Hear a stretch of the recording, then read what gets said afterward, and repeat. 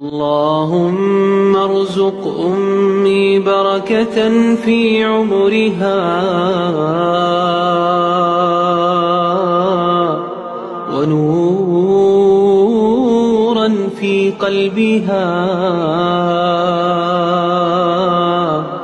وضياء في وجهها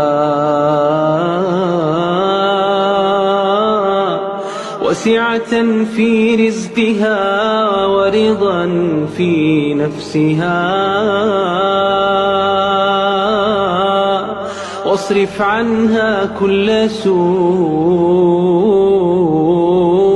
ومرض.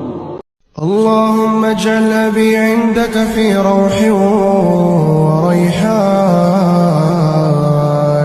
وأقبل عليه بوجهك وأنت راض عنه غير غضبان.